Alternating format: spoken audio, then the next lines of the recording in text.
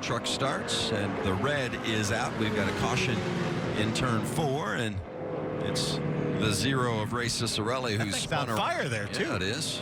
It's on fire. Caution. Maybe that thing lost an engine or something. Vince trying to get his wits about him. Yeah, he's trying to get that helmet off. You can see that he is not feeling well. Let's see if we can see what. I think do you think maybe it's already on Yes, fire? You it can is. see the fire under the truck. I think he was just doing his best to get that thing woed up. Look at watch this. He comes by here in between turns 3 and 4 with the fire out from underneath the truck. That has the look of maybe a fuel line rupturing or something, maybe from the fuel pump to the carburetor. And his truck still run. They don't run the EFI, the electronic fuel injection. They still run going to Miami and not.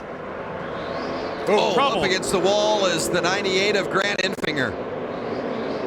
And that's going to bring out the caution with 4 laps remaining in the stage. And now watch Grant Enfinger, third truck back here as the replay begins.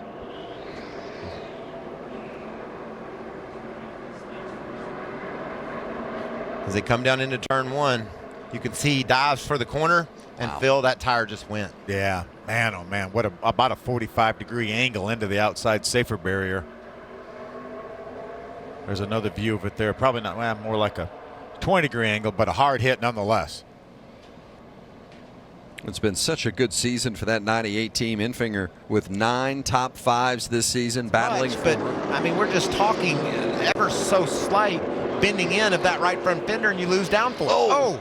Speaking of contact and a potential caution, Norm Benning and the 97 of Jesse Little have collided, and Benning trying to get off track, but maybe putting some debris down, still under green. He drove up into you, bud. Just about part of that nose off that Chevy for Norm. Outside. Good restart by Bell on the inside.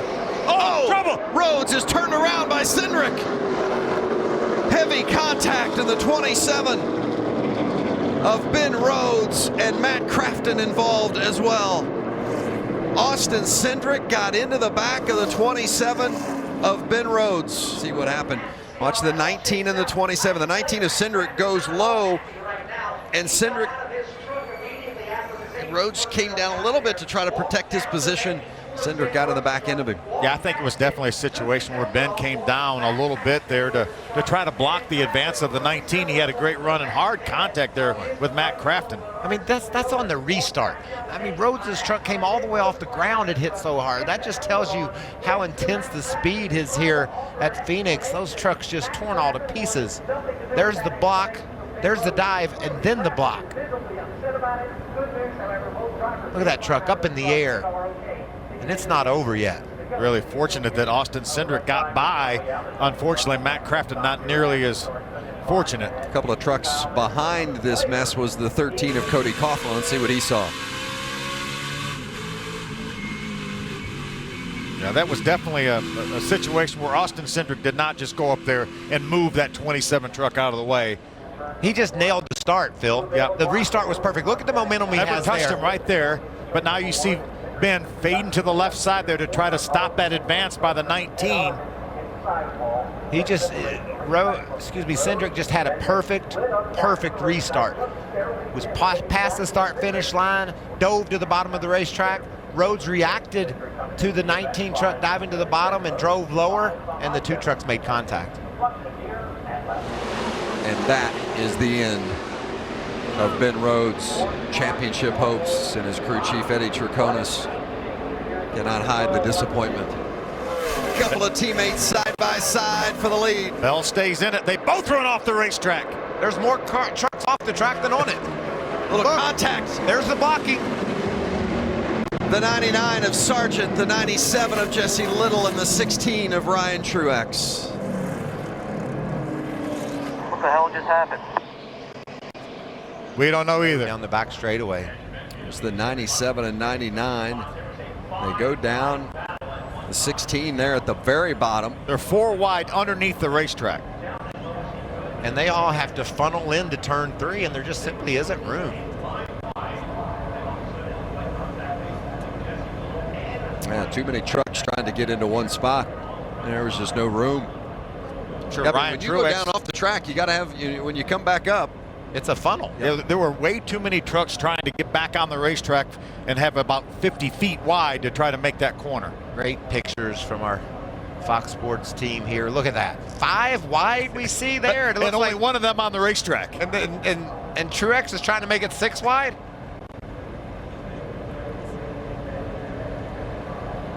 Look at Gilliland there. Just barely gets into the back of the 99 of Sargent. A little bit of damage to that pedigree truck. Chase Briscoe got through there cleanly as well. Look at this view. Cutting off the dog leg there, thinking that's the quick way through, but when you get down off the track, especially that far down off the track, and then when you come back up, if there's no room there, as you said, Mike, I think that's a great description. It's just a funnel. Yeah. At some point, you have to understand that there's not a lot of good that's going to come from your angle that you're going to have into turn 3. They were 5 wide, and it looked like Brian Truex was thinking about caring for those guys to come back up on the road. Outside. Hey, 30 wide right there. 30 wide. 3, 4, 5, 6 wide. Back up. Looking inside. Outside. Let's watch it from Cody Coughlin's perspective. These guys have to go somewhere. They have to get back on the racetrack. Clear high. Still clear high. Whatever you need here. You see what's going to stay low. Stay low. That's great advice. Good spotting. Absolutely. Certainly has to be considering how long these two can run that tight. Oh, there he goes! Both of them into the wall. Hang tight here, man. Takes Justin Haley with him. Hang tight. Guys, John Hunchak got through and will line up second behind Johnny Sawyer. Just a couple years ago here. Here they are, side by side. Gregson there on the inside, and just, I don't know if there was contact that led to him getting around, and then Justin Haley had nowhere to go.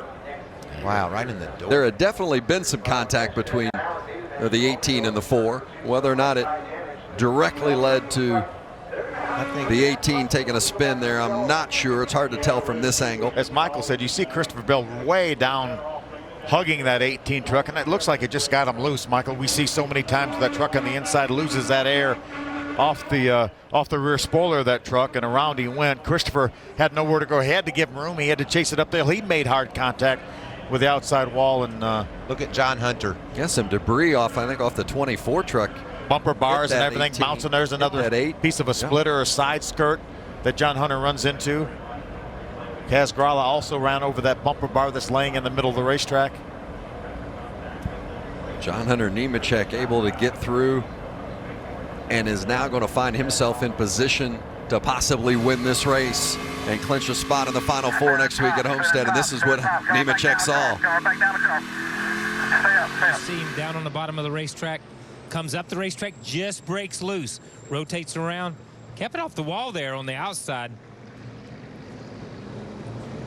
Pretty good job right there. It's tough to spin here. I've spun there like 10,000 times and hit everything in this area, so I can say good job by Stenhouse, honestly. But it just broke loose, and we heard just before we went and came to this shot, we heard these guys talking about the racetrack being track sensitive or temperature sensitive, that it gets a little tight. For the most famous words in motorsports, please welcome your Grand Marshal, Secretary of State of Arizona, Michelle Reagan. Drivers, start your engines! Fired up with the ready. You got me in the car? Yeah, buddy. All right, clear. Copy that. No out of bounds. At this racetrack, you can dive below the yellow line. They do it through the dogleg on occasion. And around goes the 62. Trying to get through 3 and 4, siding sideways. Hang on. 24 also around. So Brendan Gaughan getting turned around, and then behind him, Corey LaJoie. And the caution comes out before they complete the first lap. Track how crazy the straightaway is. He looks like he's someone in position. He turns down in, and it just gets free. Up the track, spinning out, makes contact with the car on the outside of him, but basically completely on his own, just very loose entering the corner. And I actually think it was a benefit for the 62 that the 5 of Michael Annett was out there. He might have spun all the way around and backed it into the wall. And how did no one hit anything? Fourth in points, Brennan Poole just involved in a big accident here at Phoenix. This could be huge for his possibility of making it to the championship 4. That might have just gone out the window. Come off turn 4, you can see there's a lap car on the bottom of the racetrack. 00 tries to go on the outside. 48 saw a hole, and the hole just closed up. Well, we talked about the tight confines of Phoenix Raceway. Even at a mile, you see the wall at the bottom of the racetrack. Brennan Poole can only go so low. The 8 swings left. He doesn't know the 48's coming. Heavy contact, and also a little contact with the 21 of Daniel Hemrick as well. We'll have to see what the damage is on the 21, but here it is, on board with the 48. And you can see the hole open up. You can see why Brendan Poole went there. You may be saying, hey, why push the issue? Why make it 3 wide? Well, he thought the 8 was going to continue up the racetrack, and the 8 immediately slowed down and started turning left. Parker. Brennan Poole just coming off of pit road. He had 5 minutes for that team to work on the car. That is the rule. If you're involved in an accident and your car is damaged, you have 5 minutes to work on it. And he got way down to about 20 seconds left on that clock, Steve. Yeah, so they'll have no more opportunity to fix it under this caution. The only way the clock disappears is they make minimum speed. But you see right here, oh, he's back into the wall again. So obviously they tried to get the car repaired. They couldn't. He said the right front's flat. They can't come back to pit road. When they come back to pit road, they'll be eliminated. You heard right there the radio, take it to the garage. So right there, it's official. The 48 of Brennan Poole, his day will be over. Scored currently in the 36th position. Can't make any more laps. 1 point is all Brennan Poole will earn today in the race here at Daniel Phoenix. Hemrick, he now knows he's got to stay at that 00. We got a yellow. Caution's out. Brendan Gaughan into the wall. That means a restart. And it also means these teams will come to pit road. And who knows what could happen with their pit crews. First thing he sees it way up the racetrack. He's been pushing that groove higher and higher and higher, and some sort of a problem. That thing just did not turn. Big impact. So close to a championship. Jimmy Johnson in the wall. And the 48 is in the wall in turn 3. Oh, blew a tire. Jimmy Johnson, you see the damage to the right side of that car. The hood buckled up. Running 11th. Sound like on the radio he said he blew a tire is what I thought he said right there. His quest to get that 8th championship.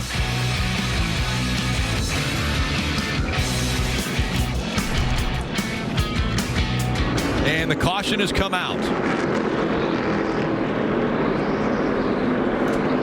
That hurt bad. Big hit for the 6 of Trevor Bayne. That hurt so bad. We were just talking about late in the run. Well, there you go. Oh, gosh. Such big an impact. And look at this in real speed. Oh, God. That's just an awful angle to hit the wall. Again, we were just talking about it. We just saw Dale Jr. with the right front down. We saw Jimmy Johnson earlier with a right front down. This car right front down, probably melted beads. All that heat on these long runs being transferred to the sidewall of the tire. The tire actually melts and blows out. The air immediately comes out of the tire. It's nothing the driver can do. Dale Jr. did an incredible job in turn 1 not to get in the wall. Obviously, he didn't have the catastrophic failure that the 6 had, but a really good job by Dale Jr.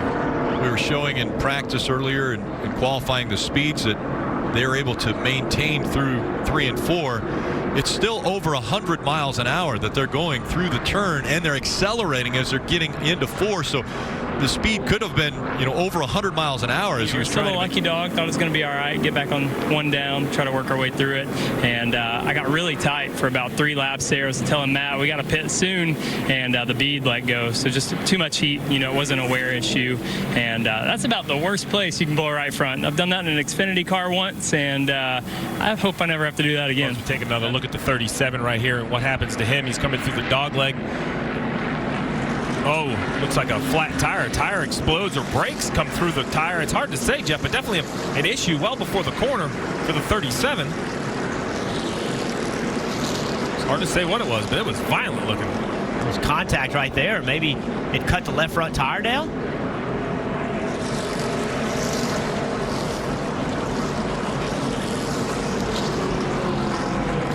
That front shot looks the best. If we take another look as he comes straight on down the backstretch, you see some sort of mechanical issue, and it goes down into the corner. Man, it's a heavy impact with the back of the race car, you see. Let's take another look right here. Yeah, the right front kind of smokes and locks up. Hard hit for Chris Buescher. And a lot of debris. Yeah, something's on fire in between the safer barrier and the concrete wall. I don't know. In between the safer barrier and the concrete wall, those are styrofoam. I think they're fireproof though. It's in between. It looks like to me. I don't know unless it moved one of them and dislodged it, but I didn't think they could burn. Well, whatever that is, it is burning. To your point, Rick, about whether you pit or not, though, the problem is these short runs. You don't really have enough laps. And Chase even said, hey, I don't know what's going on, but this thing took off. Caution once again. And the 72 this time of Cole Witt. A lot of damage to the right side. Everything's been perfect in these last 2 restarts. Big impact. So Jimmy Hamlin's got to put that behind the racetrack. Oh, into the wall goes the 11. The 24. Pinched the 11 into the wall. You heard the crowd, and now tire smoke coming out of the 11. 2.5 second lead over Chase Elliott. A 7/10 of a second lead over Martin Truex Jr. And there went the tire. The 11 goes into the wall. Some guys, you okay, Denny? Sit up there. Sit up there.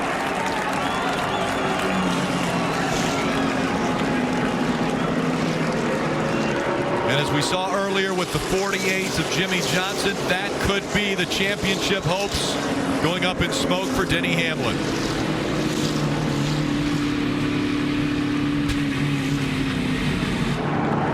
The right side of that car crushed.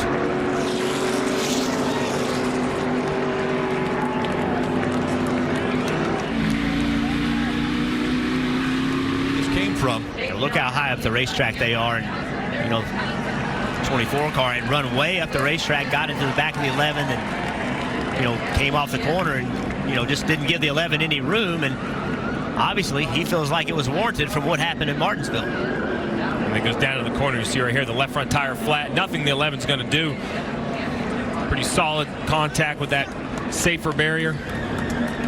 Jeff, as a driver, are you calling it hard racing between the 24 and the 11? Because that's what I saw as far as the build-up to that last turn. It wasn't just that last turn. We saw the 24 all over the back bumper of the 11. This is about Martinsville. That's what this is about. Chase Elliott ran him very hard. Was in the back of him many times. We saw that. We don't see Chase Elliott racing like that very often. And this is Chase Elliott saying, hey, look, you took away an opportunity for me to get in the championship. I have an opportunity right now. You're in my way, and if I have to use you to get there, I'm going to use you. That was the decision that he made, was willing. I don't think he meant to wreck him. He just said, you know what, I'm going to run you up the racetrack and do what I got to do to get the position. And this is all about Martinsville.